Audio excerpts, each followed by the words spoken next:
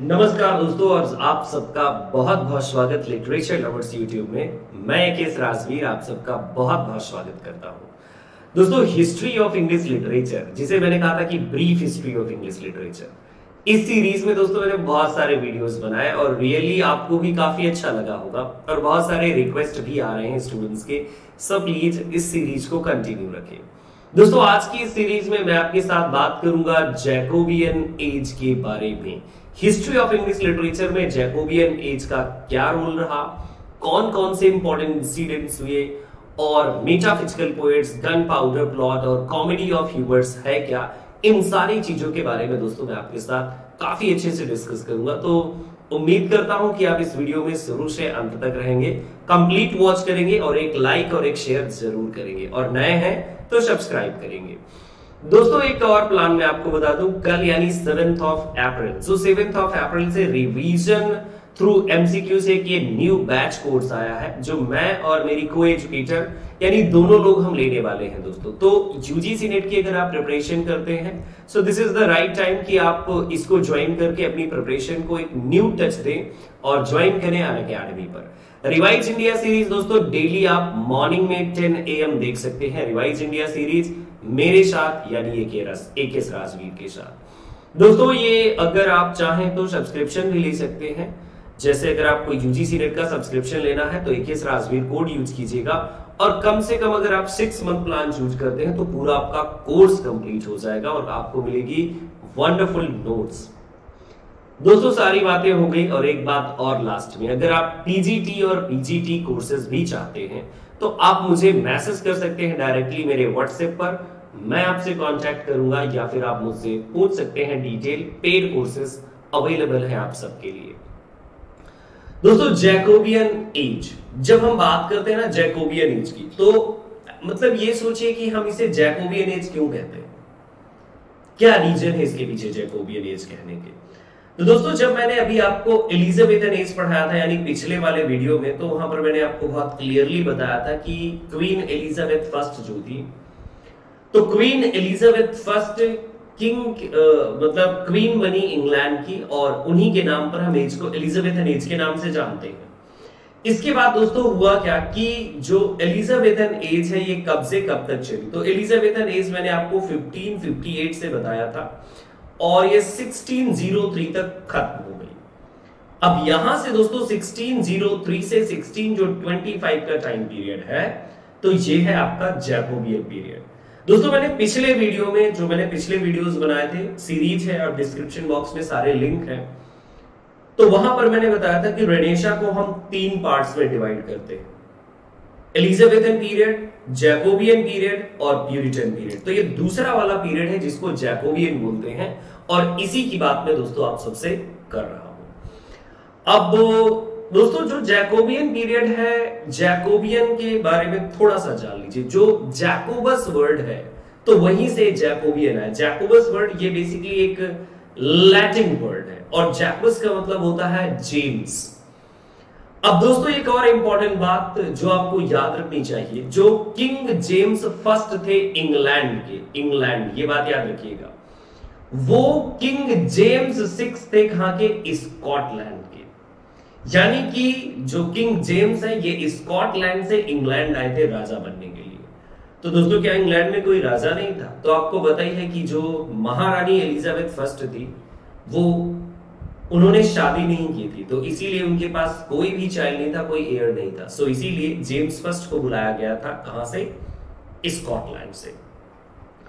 इनके time period में दोस्तों जो कॉलोनियल टेरिटरीज हैं वो काफी एक्सपैंड हुई इस टाइम पीरियड में, जब जेम्स फर्स्ट इंग्लैंड के राजा बने। इसके साथ साथ दोस्तों जो रिलीजियस कॉन्फ्लिक्ट था तो वो भी एक नेक्स्ट लेवल पर था। इस टाइम पीरियड में दोस्तों जो प्रोटेस्टेंट्स थे, सो प्रोटेस्टेंट्स 3 पार्ट्स में डिवाइड हो गए थे, एंजेलिकन्स, प्रेस्बिटेरियंस और प्यूरिटन्स। तो दोस्तों प्यूरिटन्स का रोल आपको बताइए कि प्यूरिटन्स, वैसे जो प्यूरिटन टाइप की जो विचारधारा है वो 1620 से अप्रोक्सीमेटली हम कह सकते हैं 1620 से प्रिवलेंट हो चुकी थी, लेकिन पीक में पहुंचते पहुंचते आपने देखा 1642 जब ड्रामा बैन किया गया, फिर इसके बाद 1649 के टाइम पीरियड में जब चार्ल्स फर्स्ट को बीहेडेड किया गया। वो बहुत कुछ कहानी है इसके पीछे। इसके बाद दोस्तों एक इंपॉर्टेंट इंसिडेंट को मैं आपसे रिक्वेस्ट करूंगा कि याद रखेंगे आप। This is really one of the important incident, और ये जो इंपॉर्टेंट इंसिडेंट है दोस्तों, तो इस इंसिडेंट को आप समझिए हम क्या कहेंगे। इस इंसिडेंट को हम जानते हैं सिंपल सा दोस्तों, gunpowder plot. This is known as gunpowder plot, और यहां पर जेम्स फर्स्ट को मारने का एक प्लॉट क्रिएट किया गया था। तो दोस्तों मैं आपसे सिंपल कहूंगा 1605 को याद रख लीजिए, गन पाउडर प्लॉट के नाम से इसे हम याद रखते हैं इस ईयर को। इस टाइम पीरियड में कुछ मेजर जो लिटरेचर में बहुत सारे कंट्रीब्यूटर्स थे, क्योंकि आप जानते हैं विलियम शेक्सपियर को हम एलिजाबेथन प्लेराइट बोलते हैं। Elizabethan playwright means he was the playwright written a number of plays during Elizabethan time period, so इसीलिए हम इन्हें एलिजाबेथन प्लेराइट बोलते हैं। इवन आपने देखा कि जो एलिजाबेथन पीरियड है उसे हम शेक्सपियरियन पीरियड और एज ऑफ शेक्सपियर के नाम से जानते हैं, क्योंकि शेक्सपियर प्रोमिनेंट आपके ऑथर थे।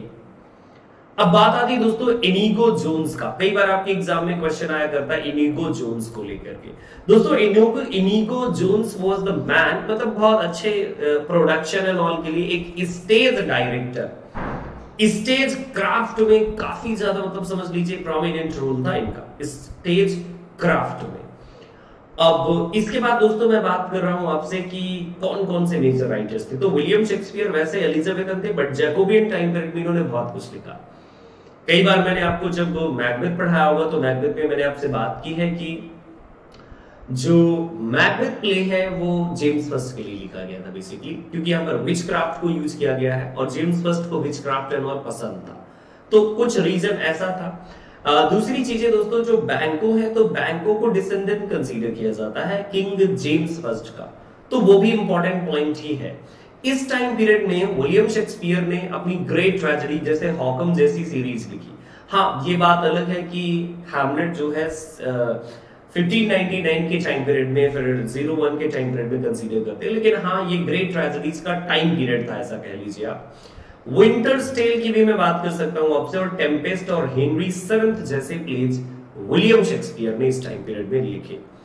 तो दोस्तों बात आती है कि इस टाइम पीरियड का जो प्रोमिनेंट ऑथर था वो कौन था, तो थे आपके John Donne. John Donne is known as the prominent poet of the period. और जॉन डन ने क्या क्या लिखा, तो दोस्तों सटायर्स लिखी, सोनेट्स लिखी, और जो मेटाफिजिकल पोएट्री नाम का कॉन्सेप्ट है वो जॉन डन के साथ ही एसोसिएटेड है। बेन जॉनसन भी दोस्तों इस टाइम पीरियड में लिख रहे थे। बेन जॉनसन ने एक्चुअली क्या किया कि बेन जॉनसन ने एक बहुत ही इंपॉर्टेंट थियरी दी है, थियरी ऑफ ह्यूमर्स, है ना, थियरी ऑफ ह्यूमर्स, जिसमें से 4 टाइप्स ऑफ ह्यूमर्स की बात की जाती है, ब्लड, फ्लेगम, ब्लैक बाइल और येलो बाइल। तो मैं दोस्तों आपसे रिक्वेस्ट करूंगा कि इसको याद रखिएगा, ये आपके एग्जाम का पार्ट हो सकता है। और ये जो कॉन्सेप्ट है तो उन्होंने लिखा था कॉमेडी ऑफ ह्यूमर्स करके 1598 के टाइम पीरियड में, वहां से ये ह्यूमर वाली थियरी आई थी बेन जॉनसन की। और ये जो ह्यूमर वाली थियरी है ये बॉडी के लिक्विड के अकॉर्डिंगली काम करती है, कि जैसे आपकी बॉडी में ये चीज अगर ज्यादा हो जाती है तो उस इंसान में कुछ इस टाइप की चीजें हो जाती हैं, है? जैसे कहते हैं कि लोगों में अहंकार बढ़ गया, किसी में कुछ बढ़ गया, काम, क्रोध, मद, मोह, लोभ and all like that guys. ये जो blood, phlegm, black bile, yellow bile का भी रोल ह्यूमन बॉडी में है। फॉर मोर डिटेल एक बार 4 ह्यूमर्स को सर्च कीजिएगा गूगल पर, आपको बेस्ट रिजल्ट आ जाएंगे। इवन मैंने एक वीडियो भी बनाया था ह्यूमर्स पर, इसी यूट्यूब चैनल पर है।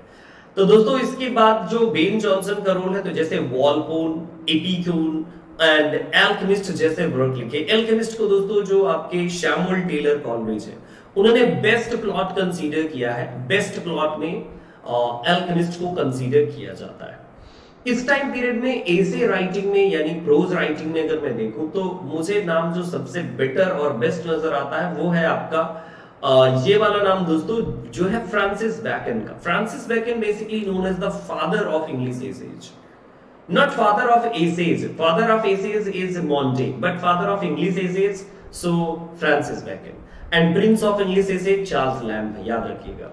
सो दोस्तों Francis Bacon written advancement of learning like Novum Organum, कुछ ऐसे वर्क्स लिखे आपके फ्रांसिस बैकन ने। और एसेज की सीरीज आई, लगभग 56 एसेज लिखे आपके फ्रांसिस बैकन ने। फ्रांसिस बैकन फेमस किस लिए है दोस्तों, तो अपनी एक स्टाइल के लिए फेमस है सबसे ज्यादा। इनका जो स्टाइल है विद विटी स्टेटमेंट, मतलब गागर में शागर भरने वाला काम आपके फ्रांसिस बेकन ने किया, और बहुत ही बेटर तरीके से, मतलब आप ये समझ लीजिए कि फ्रांसिस बेकन के essays like of studies, reading make the full man, conference a ready man and writing an exact man, तो आप जब पढ़ते हैं तो आपको रियली फील होता है कि वाओ, क्या राइटिंग का पैटर्न है आपके फ्रांसिस बेकन का। एफोरिस्टिक स्टाइल है दोस्तों इनका, जिसे हम कंडेंस्ड लैंग्वेज के साथ बोलते हैं, और नोम ऑगनम जैसा वर्क भी 1620 के टाइम पीरियड में आया। इस टाइम पीरियड का एक और इंपॉर्टेंट वर्क है दोस्तों, anatomy of melancholy. UGC net में इसके क्रोनोलॉजिकल ऑर्डर को पूछा जाता है, what is the chronological order of these all works, like जैसे एनाटॉमी ऑफ मेलंकली, एरोपेजिट का जरूर दे देते, तो प्लीज याद रखिएगा एनाटॉमी ऑफ मेलंकली है 1640 to 1621, और अगर मैं बात करूं एरोपेजिट का कब आया था, तो प्लीज आप आंसर कर दीजिए, कमेंट बॉक्स में एक कमेंट भी लिख देंगे इसी बहाने, और आप आंसर भी कर देंगे, जरूर आंसर कीजिएगा मित्रों, और सब्सक्राइब भी कर लीजिएगा। रिक्वेस्ट करता हूं आप सबसे, काफी कोशिश करके ये सीरीज चला रहा हूं मैं, और हिंदी में चला रहा हूं आप सबके लिए। दोस्तों अगर बात करूं ब्यूमॉन्ट, ये थोड़ा स्पेलिंग गलत है, MONT है, ब्यूमॉन्ट एंड फ्लेचर। ब्यूमॉन्ट एंड फ्लेचर ने the night of burning pastel करके कॉमेडी लिखी है, इंपॉर्टेंट है थोड़ा सा। और अब सबसे दोस्तों देखिए जो इंपॉर्टेंट है, मैं उस पर लास्ट में क्लिक करना चाहूंगा कि कौन कौन चीजें इतनी इंपॉर्टेंट है जो याद रखना है आपको, क्योंकि एग्जाम पॉइंट ऑफ व्यू भी देखना तो जरूरी है ना।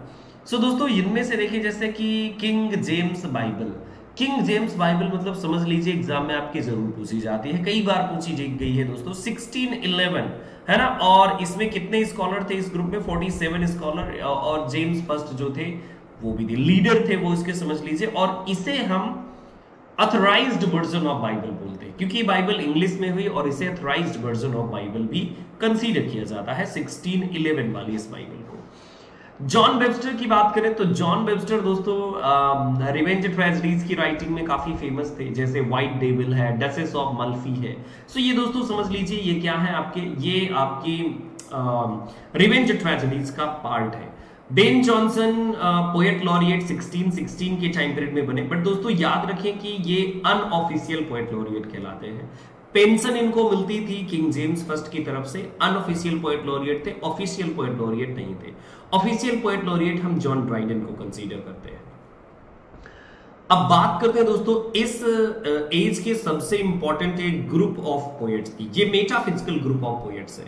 सबसे पहले दोस्तों ये जानना जरूरी है कि जो मेटाफिजिकल ये ग्रुप है पोएट्स का, सो सिंपल कुछ ऐसे करके याद कीजिए कि जो मेटाफिजिकल पोएट्स हैं, तो ये पोएट्स फेमस नहीं थे पहले, मतलब बिल्कुल भी फेमस नहीं थे। तो फेमस कैसे हो गए, तो टी.एस. एलियट ने 20th सेंचुरी में एक एसे लिखा मेटाफिजिकल पोएट्स, फिर वहां से ये फेमस हुए। दोस्तों बेसिकली मेटाफिजिकल पोएट्स को पहले ड्राइडन ने क्रिटिसाइज किया, निगेटिव वे में क्रिटिसाइज किया कि yes Donne affected metaphysics in his amorous verses. So दोस्तों एमरस वर्सेस में जो आपके मतलब बहुत सारी वर्सेस जो लिखी जॉन डन ने, तो उनमें उन्होंने मेटाफिजिक्स को अफेक्ट किया है, बट मेटाफिजिकल पोएट करके ऐसा कोई टर्म नहीं यूज किया था, मेटाफिजिक्स यूज किया था ड्राइडन ने। एसे कंसर्निंग सटायर नाम है उनके ड्राइडन के वर्क का, प्लीज याद रखिएगा एसे कंसर्निंग सटायर, और जहां पर उन्होंने कहा done affects metaphysics in his amorous versus. बात करते हैं दोस्तों थोड़ा सा और आगे की, और अब आप जानेंगे कि बेसिकली और थोड़ा सा जान लीजिए कि जो आपके सैमुअल जॉनसन थे, डॉक्टर सैमुअल जॉनसन। वैसे डॉक्टर सैमुअल जॉनसन को डॉक्टर क्यों कहा जाता है, ऐसा कोई पीएचडी डिग्री या फिर कुछ ऐसा नहीं था, but he was reputed man, और उनको डॉक्टर जॉनसन क्योंकि उनके ड्यू टू नॉलेज और उनकी रीच की वजह से हम कहीं ना कहीं उन्हें डॉक्टर कंसीडर करते हैं। दोस्तों डॉक्टर जॉनसन ने टर्म कॉइन किया मेटाफिजिकल पोएट्स, और एक वर्क लिखा उन्होंने, lives of the most eminent English poet. दोस्तों उनके वर्क का नाम है लाइव्स ऑफ द पोएट्स, ये commonly lives of the poets के नाम से बहुत फेमस है, बट और हम इसमें 52 पोएट्स की बायोग्राफी को कंसीडर किया गया है, मतलब यहाँ पर डिटेल में 52 पोएट्स को इंक्लूड किया है। जो पहला चैप्टर है लाइफ ऑफ कावली वाला है, पहला चैप्टर लाइफ ऑफ कावली, और वहीं पर मेटाफिजिकल टर्म को उन्होंने क्वाइन किया। बट ये जो मेटाफिजिकल टर्म है ये मतलब समझ लीजिए कोई एग्रीमेंट नहीं था, ये भी कहीं ना कहीं कि एक डिफरेंट वे में बोल रहे थे मेटाफिजिकल पोएट्स को, कि मतलब ये राइट कर रहे हैं, वो राइट कर रहे हैं, एंड ऑल की ये सारी बातें कर रहे थे दोस्तों। अब इसके बाद जॉन वेबस्टर की मैंने बात की, मेटाफिजिकल पोएट्स की बात की, जिनमें से ये मेटाफिजिकल पोएट्स कौन कौन थे, आपकी एग्जाम में क्वेश्चन आ जाता है। और मेटाफिजिकल पोएम्स की क्वालिटी क्या है, जैसे एब्रप्ट ओपनिंग, और आपको मिल जाएगा फार फेस्ड इमेजरीज, है ना। तो इमेजरीज का यूज आपको मिल जाएगा, बहुत फार फेस्ड इमेजरीज को जिसे हम बोलते हैं मेटाफिजिकल कंसीट यूज किया जाता है। तो ये सारी चीजें मिल जाती है, जिसमें से जॉन डन, एंड्रयू मॉवेल, ये देखिए Andrew Marvell, John Donne, George Herbert, Richard Crashaw, Henry Vaughan and Abraham Cowley and John Cleveland को हम मेटाफिजिकल पोएट्स कंसीडर करते हैं। और दोस्तों फाइनली ये जो एज है जेम्स फर्स्ट वाली, ये 1625 में एंड हो जाती है with the death of James first. और इसके बाद दोस्तों चार्ल्स फर्स्ट, जो जेम्स फर्स्ट के सन थे, वो किंग बने इंग्लैंड के, and he become the lavish one king. अगले वीडियो में दोस्तों मैं उनके बारे में ही आपके साथ बात करूंगा। तो मेरा अगला जो वीडियो है वो है दोस्तों जैकोबियन एज वाला, ये वाला वीडियो था। अब अगला जो वीडियो होगा दोस्तों, तो मैं आपके लिए लेकर के आऊंगा प्यूरिटन एज, या फिर CAROLIN, Caroline time period, Caroline period के बारे में, या फिर आप कह दें कि प्यूरिटन पीरियड के बारे में मैं अगले वीडियो में आपसे बात करूंगा। तो दोस्तों इस चैनल को सब्सक्राइब करना बिल्कुल नहीं भूलेंगे, पहली बात। और दूसरी बात दोस्तों कि अगर आप इस चैनल को रियली पसंद करते हैं तो मैं आपसे उम्मीद करूंगा कि जरूर सपोर्ट करते रहें कंटिन्यूअसली, शेयर भी करें इस वीडियो को।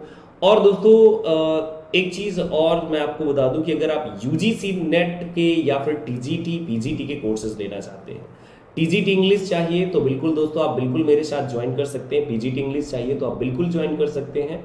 ये मेरा नंबर है आपकी स्क्रीन पे 9125090515, इस पर आप मुझे मैसेज कीजिए, मैं आपको डिटेल दूंगा। पेड कोर्सेज है, पेड कोर्सेज ज्वाइन करके आप बिल्कुल अपनी जर्नी को बहुत ईजी कर सकते हैं। So thank you so much, bye and take care. फिर से मिलते हैं, तब तक के लिए नमस्कार।